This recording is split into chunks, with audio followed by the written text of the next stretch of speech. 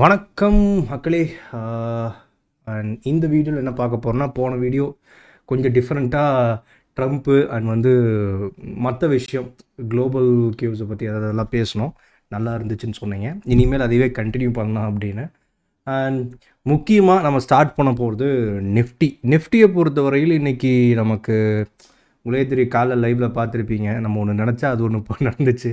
நம்ம ஒரு பக்கம் ஸ்டேரிங்கை திருப்பினா அது டிஃப்ரெண்ட்டாக யோசிச்சு வேற ஒரு பக்கம் திருப்பிக்கிட்டு இருந்து நம்ம break out stop loss and இறுதியாக 25,000 அடிச்சுட்டு 25,000 கீழே க்ளோஸ் ஆகிட்டேன். நாளைக்கு 25,000க்கு மேலே ஓப்பன் ஆகிடுச்சு. தென் அது பிரேக் ஆகிடுச்சு இல்லை அப்படிங்கும்போது ஃபர்தராக ஒரு 80-100 பாயிண்ட் அதுக்கு மேலே ஏறதுக்கான வாய்ப்பு இருக்கும். இன்னும் லெவல்ஸை நம்ம குரூப்பில் போடுறேன். வேறு ஏதாவது இருந்தால் நான் ஃபர்தராக நான் அப்டேட் பண்ணுறேன். சரியா? மார்னிங் லைவுக்கு முன்னாடியே. ஃபஸ்ட்டு விஷயம் நம்ம பேச போகிறது ஜேடி வான்ஸ், அதாவது அமெரிக்கன் வைஸ் பிரசிடெண்ட். அவர் என்ன சொல்லியிருக்காரு அப்படின்னா, நேற்று இந்தியா மேலே போட்டிருக்கிற நாங்கள் அக்ரெசிவ் எக்கனாமி, இந்த டேக்ஸ் அப்படிங்கிறது அதாவது நாளைக்கு 2 நாளில் கரெக்டாக 2 நாளில் அது இம்ப்ளிமெண்ட் ஆக போகுது.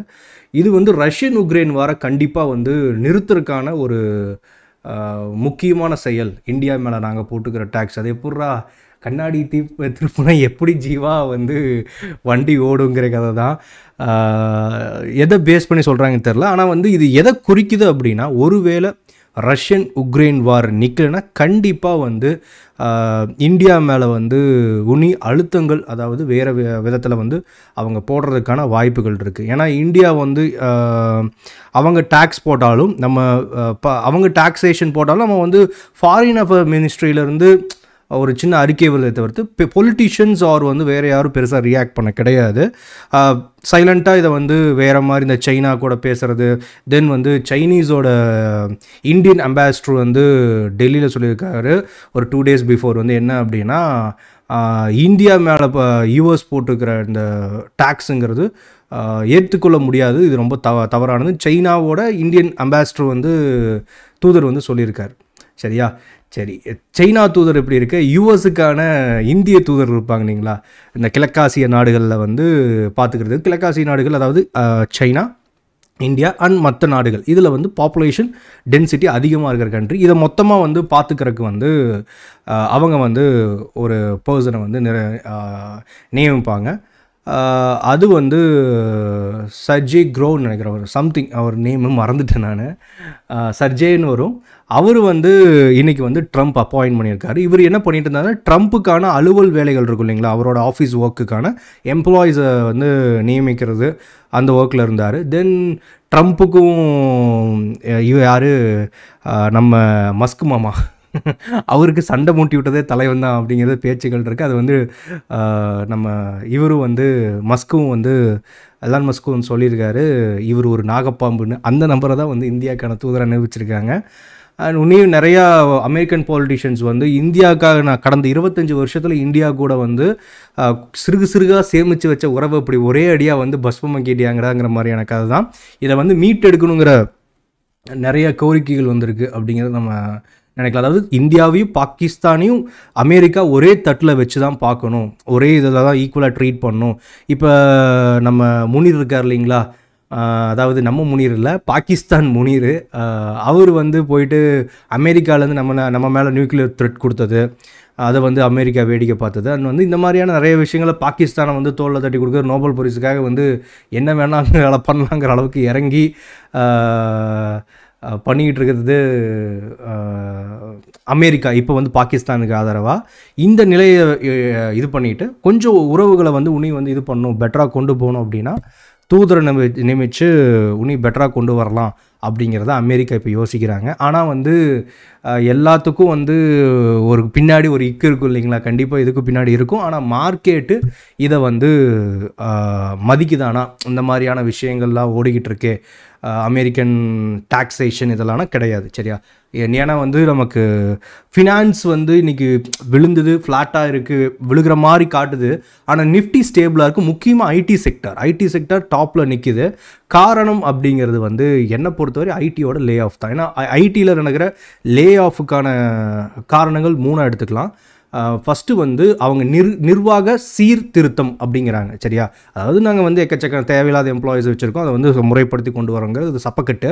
அடுத்தது வந்து பார்த்துட்டோம், ரெண்டாவது காரணம் அப்படிங்கிறது ஏஐ. சரியா, அதாவது ஒரு சின்ன சின்ன வேலைகள் ஒரு எளிமையாக்குறதுக்காக நான் வந்து இந்த ஏஐ கொண்டு வரோம், வந்து ஒரு ஹியூமனுக்கு பதிலாக ரீப்ளேஸ் பண்ணணும், ஹியூமனை வச்சு செலவு பண்ணுறதுக்கு நாங்கள் வந்து பெட்டர் ப்ராஃபிட்டபிலிட்டி தான் ஒரு கம்பெனி பார்ப்பாங்க ஏஐ வச்சு. அது ஒரு காரணம். மூணாவது வந்து என்ன அப்படின்னா நமக்கு இந்த அதாவது ஒரு கம்பெனி வந்து அது அவங்க ஓவராலாக வந்து ஒரு கம்பெனி இப்போ ஒரு 100 கோடி ரூபா ப்ராஃபிட் பண்ணிருக்காங்க. ஆனால் 150 கோடி எப்படி மாற்றலாம்? ஒன்று சேல்ஸ் அதிகப்படுத்தலாம், ஆனால் அவங்க வந்து விற்கிறது எதுவும் கிடையாது, இவங்க சர்வீஸ் தான் கொடுக்குறாங்க. சரி என்ன பண்ணலாம்? ஒன்று கிளைண்ட்ஸ் வந்து நிறைய சர்வீஸ் வாங்கிருக்கலாம், ஆனால் நமக்கு கிளைண்ட்டு வந்து புதுசாக இல்லை. அப்போ என்ன வாங்கலாம்? பக்கத்தில் யார் இருக்கா, ப்ளீஸ் ஹெல்ப்பிங்கிற மாதிரி அவங்க எம்ப்ளாயை வந்து போட்டு தள்ளுறதா ஒரே வழி.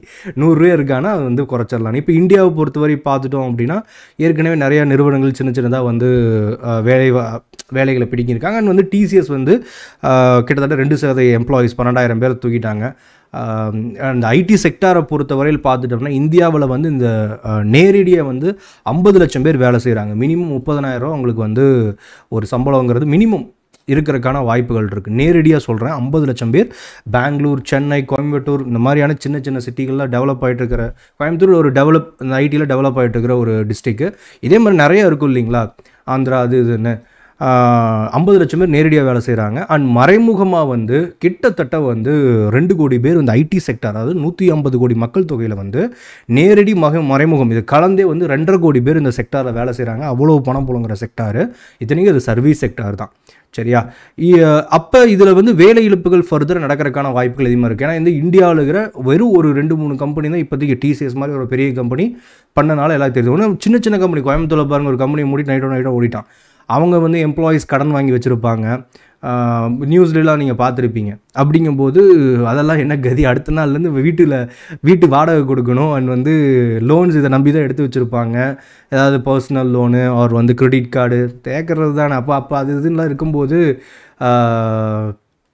நிறையா மக்களுக்கு ஒரு பாதுகாப்பு இல்லை. ஐடி செக்டாரை பொறுத்தவரையில் அது வந்து அப்பட்டமாக தெரியுது. இது அதிகரிக்கிறதுக்கான வாய்ப்புகள் தான் கூடுதலாக இருக்குது. ஏன்னா இந்தியாவில் வந்து 1100க்கும் மேற்பட்ட இந்த மாதிரியான ஐடி சர்வீஸ் கொடுக்கக்கூடிய மேஜர் கம்பெனிஸ் இருக்காங்க. நெக்ஸ்ட்டு இன்ஃபோசிஸ் ஸ்டார்ட் பண்ணுவான், அடுத்து இன்னொருத்தன் லைன் பையாக வருவாங்க. இது மக்களுக்கு பாதிப்பு தரும் ப்ரோ. சரி ஓகே, நேரடியாக வந்து கம்பெனி என்ன பண்ணுன்னா கம்பெனியோட ஸ்டாக் ப்ரைஸை பெட்டராக தான் ஆக்கி கொடுக்கணும். ஒரு இன்வெஸ்டருக்கு நல்லது.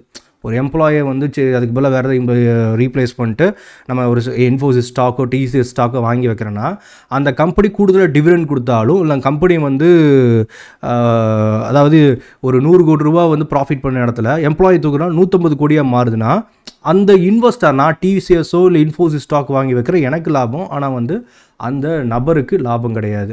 இது அதான் சொல்கிறது, ரெண்டுமே ஒரு எம்ப்ளாயி வேலையை விட்டு தூக்கிட்டால் வேலை இழப்பு ஏற்படும், அதனால் கடன் கட்ட முடியாது, நுகர்வு சக்தின்னு சொல்லுவாங்க அது பாதிக்கும், வேலை இழப்புகள் அந்த இது இருக்குல்ல இந்த இண்டெக்ஸில் பாதிப்பு வரும். ஆனால் வந்து ஓவராலாக அந்த எக்கனாமியில் கம்பெனி வந்து பெட்டராக தான் நிற்கும் ஸ்டாக் மார்க்கெட்டை பொறுத்தவரையில். சரியா, ரெண்டுமே ஒரு நில் கண்டிஷன் வச்சுக்கோங்களேன். அதனால் இது ஒன்று நமக்கு ஒரு முக்கியமானது இந்த ஐடி செக்டாரை பொறுத்தவரை. தென் டொனால்ட் ட்ரம்ப் வந்து ஒன்று பண்ண ஆரம்பிச்சிட்டாரு, புது சட்டங்களை கொண்டு வந்திருக்காங்க அமெரிக்காவில். என்ன அப்படின்னா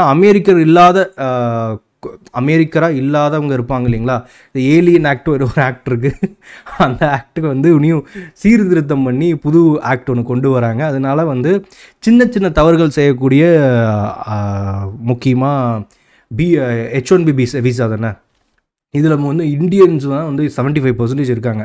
அதாவது 4 பேர் H1B விசாவில் போகிறாங்க அப்படின்னா 3 பேர் அதில் இந்தியன் தான் இருக்காங்க. இவங்களுக்கு வந்து அது பெரிய பாதிப்புகள் ஏற்படும். ஏன்னா சின்ன இடத்துல வந்து நீங்கள் சார்ஜ் உங்கள் மேலே போலீஸ் பண்ணிட்டார் அப்படின்னா உங்களை அவங்க நாட்டை விட்டே தூக்குறதுக்கான வாய்ப்புகள் ஏற்படும். இந்த மாதிரியான பல விஷயங்கள் வந்து போய்கிட்டுருக்கு. ஏன்னா மேஜராக அமெரிக்காவில் வேலை செய்கிறது ஐடி ஊழியர்கள் தான். இது வந்து ஐடி கம்பெனிஸ்க்கு வேணால் இதெல்லாம் நல்லா தான் இருக்கலாம், ஆனால் ஐடி ஊழியர்களை வந்து ஒழுக்கி எடுக்கிறதுக்காக நிறைய சம்பவங்கள் வந்து ஐடி கம்பெனிஸும் சரி அண்ட் வந்து டொனால்ட் ட்ரம்ப்பும் சரி வச்சு பண்ணிக்கிட்டு தான் இருக்கார். பார்ப்போம் இது வந்து எப்படி போகுதுன்னு. மார்க்கெட் இப்போதைக்கு ஆனால் வந்து நமக்கு ஸ்டேபிளாக தான் இருக்கான். எந்த ஒரு பெரிய மொமெண்டம் அண்ட் ஒரு எக்ஸ்பைரிக்கு அப்படி போயிடுவேன் இப்படி போயிடுவேங்கிற மாதிரிலாம் இல்லை, ஜஸ்ட் வந்து கன்சாலிடேட் பண்ணிருக்கான். வேறு ஏதாவது மேஜர் நியூஸ் அண்ட் வந்து தகவல் வந்தால் நான் பகிர்றேன். அண்ட் வந்து this video sponsor by CoinDCX. ஏற்கனவே சொன்னது தான், காயின் டிசிஎக்ஸை பொறுத்தவரையில் உங்களுக்கு வந்து இந்தியன் கிரிப்டோ எக்ஸ்சேஞ்சு. நீங்கள் 100 ரூபாயிலேருந்து எஸ்ஐபி ஆர் ட்ரேடிங்கு 100 ரூபாயிலேருந்து 5 லட்சம் வரை நீங்கள் வந்து தாராளமாக ஒரே டிரான்சாக்ஷன் பண்ணலாம். 5 மினிட்ஸில் அக்கௌண்ட் ஓப்பன் பண்ணலாம். டிஸ்கிரிப்ஷனில் வந்து லிங்க் இருக்குது. தென் இது வந்து எஃப்ஐயூன்னு சொல்லுவாங்க, ஃபினான்ஷியல் இன்டெலிஜென்ஸ் யூனிட். அவங்ககிட்ட பெர்மிஷன் வாங்கி ப்ராப்பராக வந்து ரன் பண்ணிக்கிட்டு இருக்காங்க. அண்ட் வந்து வேணுன்னா நீங்கள் காயின் டிசிஎக்ஸில் அக்கௌண்ட் ஓப்பன் பண்ணிக்கலாம். அவ்வளோதான்.